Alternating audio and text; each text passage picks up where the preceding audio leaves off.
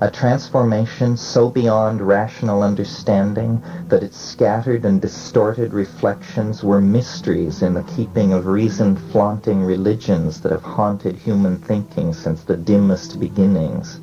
Running through my mind then, for the first time in years, was a childhood carol long forgotten. O little town of Bethlehem, how still we see thee lie. Above thy deep and dreamless sleep the silent stars go by. Yet in thy dark streets shineth the everlasting light. The hopes and fears of all the years are met in thee tonight. There was another aspect to the reveries in which I was immersed. This was something that I imagine is conventionally known as remembering previous incarnations. There was an influx of information about being another person in another time, but the time was fantastically ancient and the world portrayed without any historical validity. Perhaps these images come from the same depths that are the source, for some people, of the conviction that Atlantis or Lemuria once ruled a world no trace of which remains. My reincarnation memories were not of life as a citizen in one of those occult locales. Rather, my reminiscence was set in the mountainous heart of Central Asia. It was the age of these images that made me gasp, for even as the images filled my mind, an invisible presence was assuring me that this was a human existence lived out 8,000 years in the past. I recognized myself as a reflex of Tingi, the first shaman, a powerful magician and an inhabitant of Tibet 8 millennia ago. Not a primitive, but a technician of hallucinogens and crystals whose long gaze pierced into future time, even to the resolution of our little expedition poised on the brink of the perfection of the opus. It was as though I understood myself to be, on one level, the living reflex and tool of this eldritch ancestor, a super shaman actually in charge of the effort to recreate the ontological status that all shamans have always claimed, that of being able to travel to the stars and the places of the dead and return. That was the task of this Pun master, touching many events and minds in the long and meandering river of centuries. Such was the mood of the last tape. It told far more than I can remember. It was intimate and intense. I suppose that its loss was unavoidable, even as all that was happening to us seemed necessary, like the necessary fulfillment of prophecies.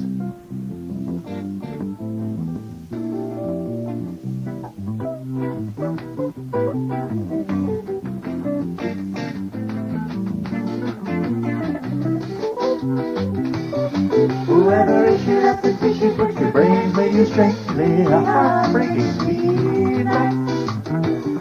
Got an angel a place when he ordered one sight. Whoever forced the gorge of your eyelid slightly, his face making me twice.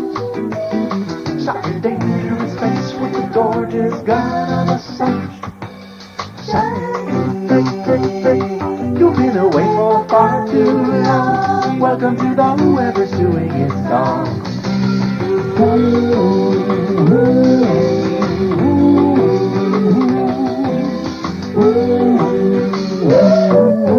Whoever's doing it.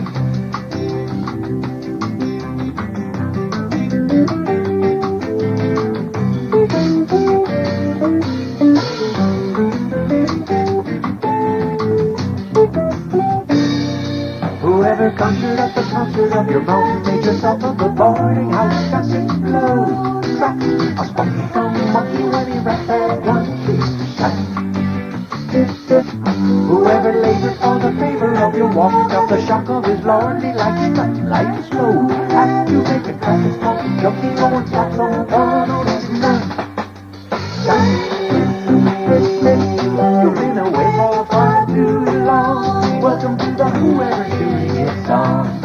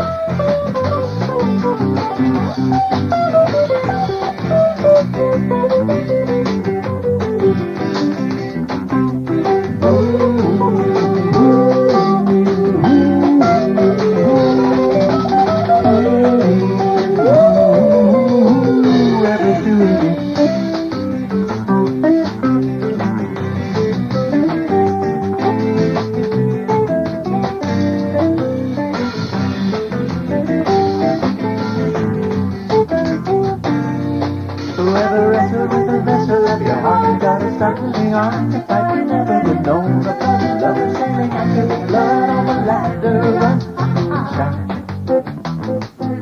Whoever scored the order of your view, is noodling gravy, gold doodling a blue to the bone. I couldn't cover with the fine surprises of a rising sun. Been away for far too long. Welcome to the weather series song.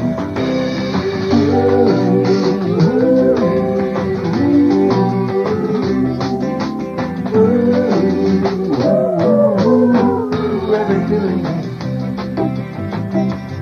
You've been away for far too long. Welcome to the weather series song.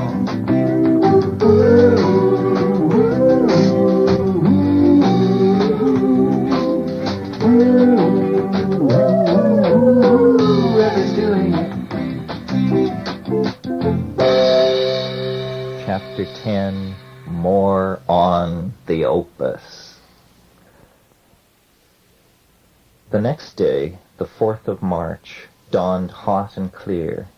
After we made breakfast, we did not tear down our fire, as would have normally been the case. Instead, we began to brew the carefully shredded Banisteriopsis caapi wood in several gallons of spring water. The fire made from the gnarled and now sun-baked roots burned furiously. The pot responded with an even rolling boil that is the correct condition for making the drug. All afternoon long we cooked and said little. Dave and Vanessa were to join us for a light meal early in the evening, and then they had agreed to withdraw from the group and allow the yahe taking and the experimental test of hypercarbylation to go on without them. I am sure that Dennis' mind, far more than my own, was preoccupied with the details of the test. During the days preceding, he had been often irritable, and this I took to be a part of the spectrum of effects accompanying whatever odd sort of mental unfoldment he was going through. While he was thus occupied with interior issues and vistas, I was the hawk-eyed guardian of the shamanic fires and procedures. There recently had been much discussion of fire and the role it must have played in forming the mental world of human beings. Once, as we sat staring into the campfire, Dennis had remarked to me that people have been looking into fires like this for thousands and thousands of years. The squeal of these coals is the release of ionized plasma, and into the flickering walls of waves of free electrons thus created, one can see into the past and the future. The fire is the place where the ideas come from. I was silent. I felt our ancestors then, seemingly present on the other side of the interface represented by the flame. What is happening to us? I asked it myself again, but said nothing, silence seeming more eloquent. Dennis wrote furiously part of the day as follows. March 4th. It is now possible to reconstruct the physical-chemical idea that has evolved in the process of understanding this phenomenon, i.e. the fourth-dimensional rotation of matter. I understand from examining the linguistic model we have constructed that the waveform ESR interference that will accompany the work operates in a somewhat different manner than I had thought. It can be explained thus. The psilocybin that occurs in the mushroom acts as an antenna for picking up and amplifying the harmonic ESR tones of all tryptophan-derived compounds of all living organisms within its range. Since the psilocybin undergoing metabolism is superconductive, this means that its range of reception is theoretically infinite, and the antenna does, to some degree, pick up a signal whose ultimate origin is the totality of living creatures. But since the psilocybin metabolism is carried on within the brain or mushroom at a very low voltage level, the antenna behaves as though its range was limited, even though it is superconductive. It seems clear, therefore, that the signal, which on the mushroom and in this ecologically dense area can be discerned so clearly, originates in the ESR resonation of the yahe plant, though perhaps all the biosphere is picked up and broadcast amplified via the Yahe superconductive transducer. This understanding will clarify precisely what will occur at the moment of fourth-dimensional warp. Ingesting the Yahe harmine will speed up the process of metabolism enough to amplify its ESR tone to an audible level. This ESR tone will harmonically cancel out the ESR tone of the psilocybin within the mushroom, causing it to lose its electric field and snap into a superconducting configuration. The Yahe ESR signal will have keyed the mushroom psilocybin into a superconducting antenna. It is then ready to have the psilocybin harmine DNA compound being metabolized within the body, condensed onto its charged template. A microsecond after the mushroom psilocybin has been superconductively charged, its amplified ESR wave will then cancel out the ESR signals of the tryptamines and harmine metabolizing in the body, as well as the genetic material. This will cause these compounds to drop into a superconductive configuration and bond together at the exact same time that they bond to the waiting mushroom template. This transfer of superconductive compounds charged within the body to a superconductive template prepared within the mushroom will not occur in three-dimensional space. No actual physical transfer will be visible, as the organically processed superconductive material will bond itself to the mushroom template through a higher spatial dimension. The result will be the work of works, that wonder which cannot be told, 4 dimensions captured and delineated in 3. The stone will be all things, but the elements which are bound together in hyperspace to form it are among the most common natural products, and the function and place of each in the stone can be understood. The stone is a solid-state hyperdimensional circuit that is quadripartite in structure. First, psilocybin, charged in the mushroom to act as a template on which the rest of the circuit is condensed. In the final stone, the psilocybin acts as a superconducting antenna to pick up on information diffused through space and time. Second, the superconductively charged harmine complex within the stone will act as its transmitter and energy source. It is interesting to note that the same energy that sustains the antenna circuits in superconductivity will sustain the whole of the device. The third component of the stone is the DNA, bonded to and resonating through the harmine. It will constitute the hyperdimensional holographic memory of the device, and will contain and explicate the genetic history of all species.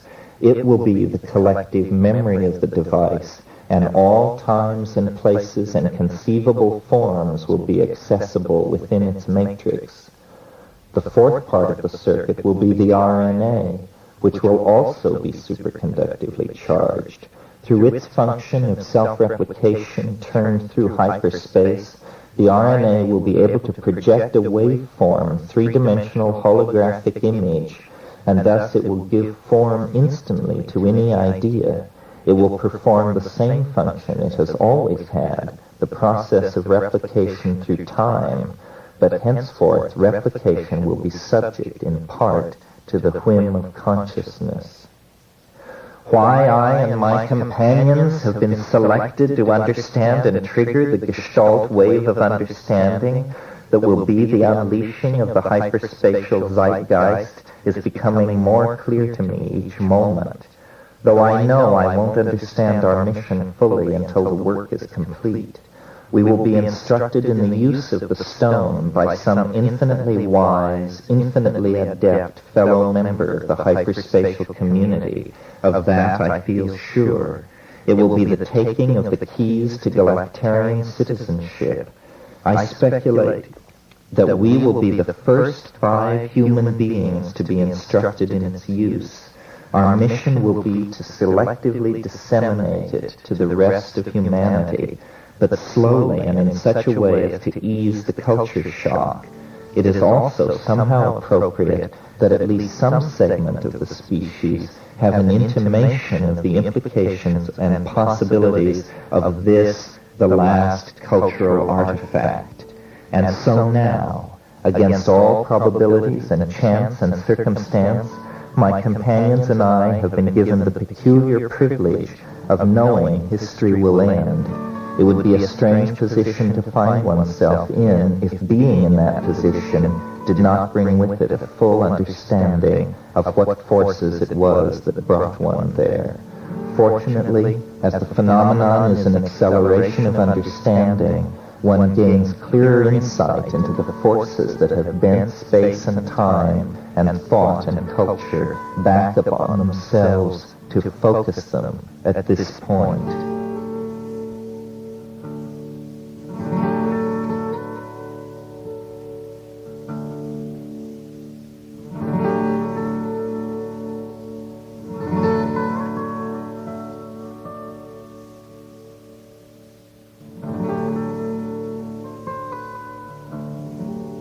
Now I can look back upon my life as spread before the scanner of memory and understand all those moments that foreshadowed this one. It is easy to look beyond the personal history to the events of history and discern therein the prefiguration of this last moment. As a phenomenon, it has always existed, and it will continue, for it is the moving edge of phenomenal understanding that was generated in the era before physics and has gathered momentum, a constant acceleration ever since. What we are moving toward in 3 dimensions is the passing of this wave of understanding into a higher dimension, the realm of the atemporal. As it happens, it will make this transition through one of us, but there will be no change in this cosmic order, or even a blip on the cosmic circuits, for the phenomenon has gathered constant momentum from the beginning, and it will flow through and beyond all dimensions with the same smoothness it entered, until finally it has moved through all being in all dimensions. Its joy will then be complete when in a vast amount of time it has constellated full understanding throughout creation. If we trigger the eschatology, we will appear to act in the role of the Antichrist. But the real Antichrist is history's distorted reflection of the Christ at the end of time, the cosmic Adam Anthropos. The eschatological Christ is Antichrist only from a historical perspective. It is interesting that among the Mazatecans the idea of Christ is linked to the mushroom. Is this syncretism or prophecy? That evening's collective meal with Dave and Vanessa at our camp with the Yahé infusion cooling in the background was less than successful, for by now positions relative to the phenomenon had polarized into irreconcilability. They arrived near the close of day and joined us in the hut for a smoke. Discussion led to an update and rehash of the experiment proposed for the evening. Dennis spoke. We will obtain a metabolizing living mushroom, dig up the shit around it, and physically move the whole thing to the hut. We want to do the bonding in the mushroom because we don't know what it would be like if it were done in our own bodies. It's wide open. With your voice, your mind, and a mushroom, these things can be done. That is all one needs. Accelerators, all of that? No. With the energy that is hundreds of times less than the energy in an ordinary flashlight battery, one can probably rend space-time apart. The air was heavy with charged ions. Dave was full of doubt. As he talked, there was the grumble of distant thunder far off over the jungle. Dave's objections to what we were doing were emotional and fearful, hardly what we expected from a colleague. We tried to be reassuring, but he became agitated and rushed out of the hut, perhaps, we thought, intending to walk back to the river house. Instead, we heard an exclamation of fear and a kind of moan, a yell for us. We all clambered out of the hut to find Dave white-faced and staring at the sky, pointing. The light of a first-quarter moon revealed the tattered sky, and directly above the path returning to the river was an enormous black thunderhead rearing its twisting and writhing form up through thousands of feet of moisture and electricity-saturated air.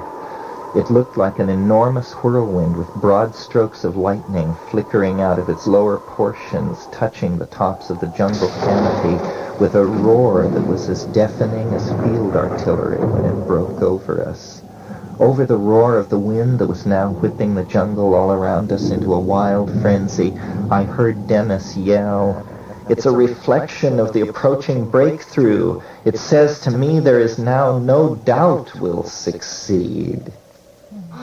From Dave, a moan as he sank unbelieving to the sandy soil as the first huge drops began to fall. I thought of King Lear. In the wake of an ear-splitting blast, we all fell back to the hut. In a few minutes, the giant storm moved on, leaving only a chaotic and churning sunset. The sudden electrical storm and its impact on us was taken as an omen by all points of view. We assumed it was associated with a feedback of effects from the experiment, whose performance was now only a few hours ahead of us. Dave and Vanessa thought it a light dose of the wrath of God for having such Promethean aspirations. In returning to the hut to escape the onset of the storm, Vanessa had sprained her ankle by slipping from the notched log that served as the stepladder into the hut. "Is this the healing of my split T that my astrologer foretold for this time?" Scorpio Vanessa asked of no one in particular. Dennis ate nothing. Ev and I shared a light meal with our guests. They wished us good night and good luck and hobbled away toward the river. The three of us were then left alone, and there remained nothing for it but to make the test that Dennis had devised and whose anticipation had caused so much strain on our expedition. The yahe had been brewed.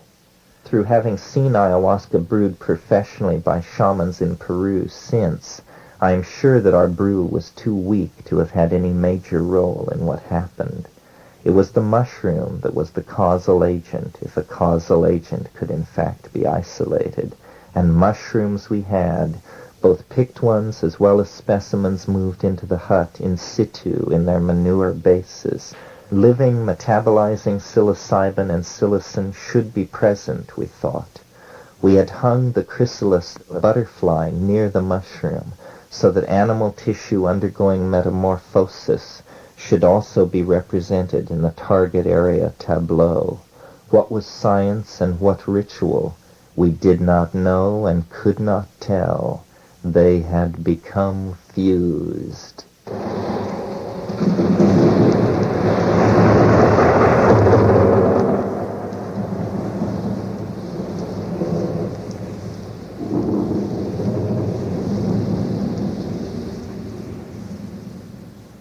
Chapter 11.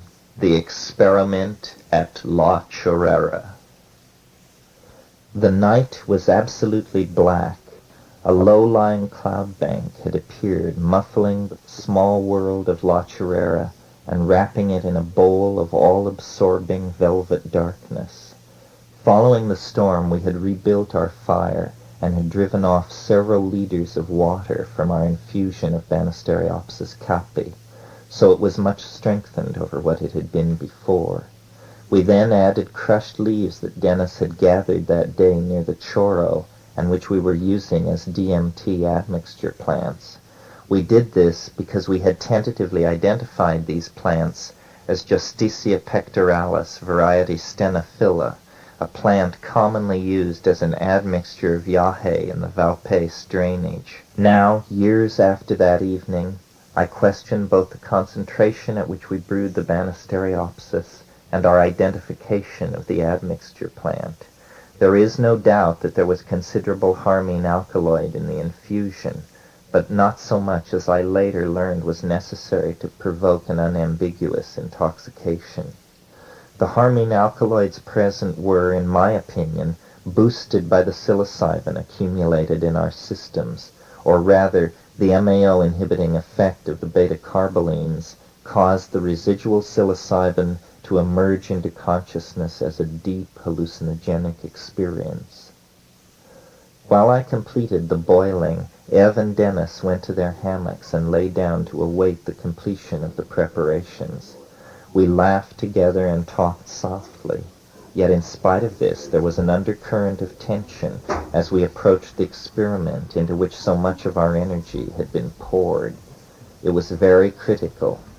They were becoming very clumsy and seemed to find their bodies hard to handle. It was that which had sent them to their hammocks.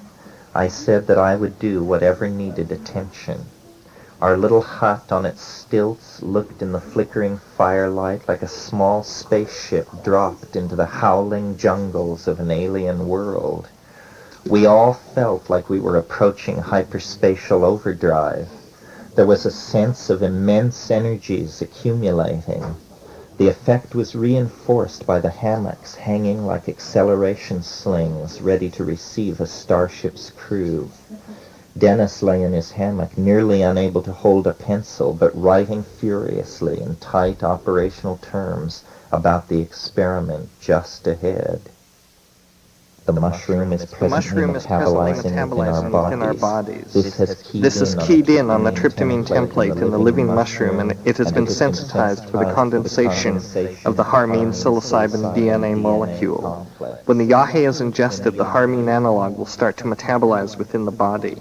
The ESR of the pre-sensitized psilocybin circuit will immediately cancel the ESR of the harmine and cause it to bond superconductively to the DNA-RNA complex both in our bodies and in the mushroom simultaneously in a higher dimension. The bonding completed, the harmine DNA memory bank and drive unit will condense into the waiting charged psilocybin circuit in the mushroom. We will see this condensation as it will appear in the mushroom at the same instant that the bond is completed in a higher dimension. We will see this condensation as it will appear in the mushroom at the same instant that the bond is completed in a higher dimension. Dennis explained that he was unable to move very well because something having to do with the backward flow of time and the ever-increasing constraints on the set of possible futures had rendered him nearly immobile. Only the mind, planning and computing, was free. I finished boiling the yahe. I ground the admixture plants and added them to the cooling brew. I moved the yahe into the hut, then the mushroom. Those things in place, we were ready to begin. Prior to this point, we had taken no hallucinogens for several days. The effects we were experiencing were not arising from that source. Something else was happening. Dennis was now narrating our countdown toward an omega point that none of us could really understand. We were completely transformed with the expectation that possibly we would witness the outbreak of the millennium. He said that time was appearing to slow down as we approached this point. As proof, or rather witness, to this amazing assertion, he called our attention to the candle that I had set upon a small shelf jutting from the wall of the hut. Unattended, its slight tilt had become slowly exaggerated so that now it hung at a crazy angle, defying gravity because, he said, time was passing so slowly that we could not see that it was actually in the act of falling. I walked closer to this apparition and bent toward the flame. It appeared still, absolutely frozen. My mind shot back to the moment above the river when it too had seemed stilled forever. The flame was uncanny. As deeply as I cared to look into it, I could see no movement of particles or gas. We, or I, seemed to have my usual freedom of movement, but the world around me was coming to a crystalline and eerie halt. It was Dennis who finally spoke. A series of quantized energy levels have to be broken through in order to bond this thing. It is part mythology, part psychology, part applied physics. Who knows? We will make 3 attempts before we break out of the experimental mode. We all drank the yahe, sending it churning through our guts. Dennis took only 1 mushroom so that he could hear the tone. Darkness was utter, and we had no clocks. It seemed hours since Dave and Vanessa had left us. All was finally in readiness. The living mushroom, the harmine brew, the harmine smoking mixture. After we each had taken a half a cup of the yahe infusion, we settled down to wait. Dennis had been hearing the ESR tone that he deemed the sine qua non of what we were attempting for the past several days. After about 15 minutes, he announced that he could hear it more clearly and that it was gaining strength. He felt prepared to attempt the experiment at any time, he said.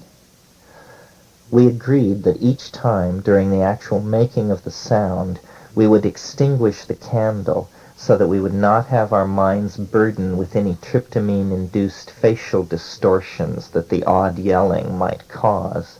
Years before, there had been episodes involving DMT and spasms of facial musculature that were fairly hair-raising for the observer, involving as they did the entities of Tantric Buddhism, the bulging eyes, the rolling and possibly long tongues, that sort of thing.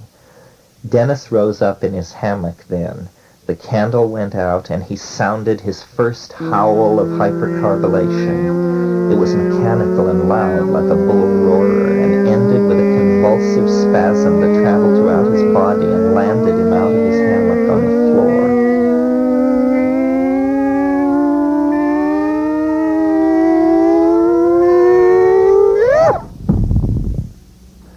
We relit the candle only long enough to determine that everyone wanted to continue, and agreed that Dennis' next attempt should be made from a sitting position on the floor of the hut. This was done. Again, a long, whirring yodel, strange and unexpectedly mechanical each time it was sounded.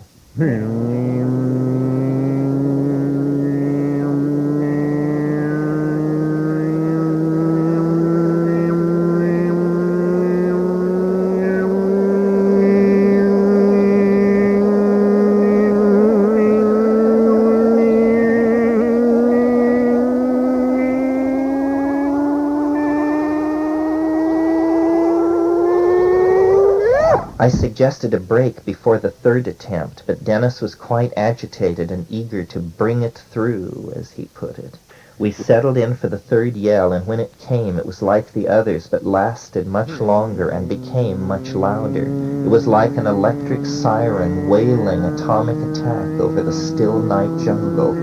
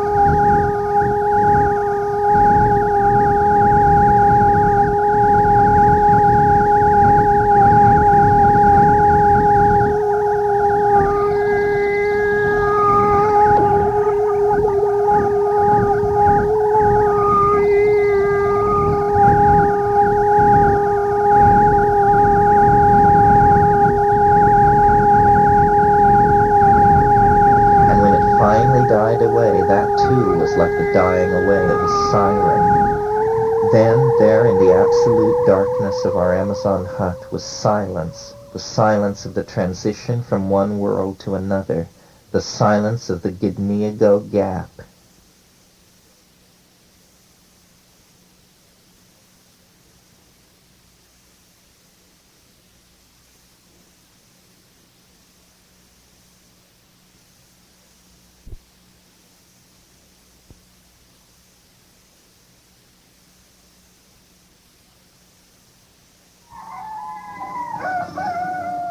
and then the sound of the crowing of a cock, the cock at the mission.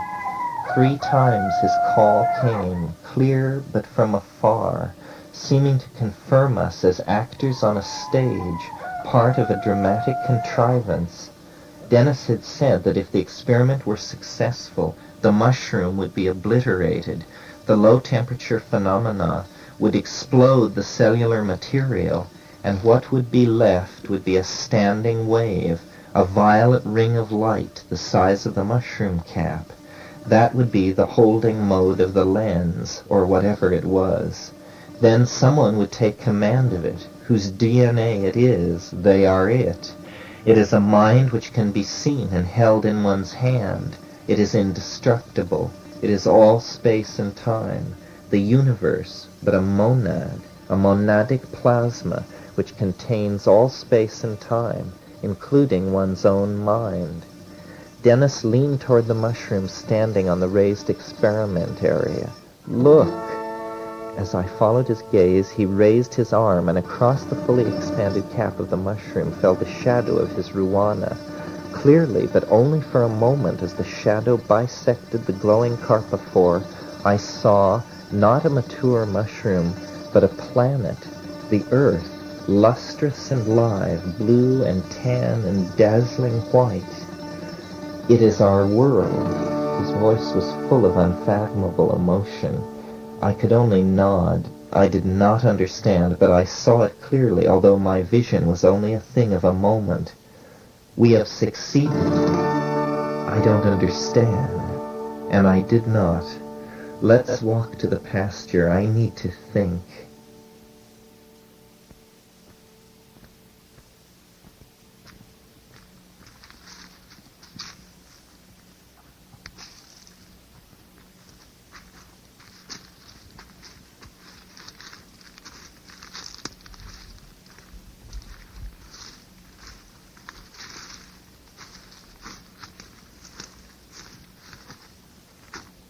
Ev was exhausted by the night's activities and probably glad to have us leave her in the hut with the encroaching dawn promising some sort of new day. As we let ourselves down the log ladder to the ground, I was struck by the scene of utter confusion that our activities had left behind during the last frantic hours of brewing the night before. Our huge fire was now only white ashes. The waste from the haymaking was piled beside it, looking like a mound of beached seaweed. Everything seemed strewn about. This we walked through, shaking the stiffness out of our bodies and stopping at the small stream that crossed the path to splash water in our faces. We had not spoken. It was Dennis who broke the silence.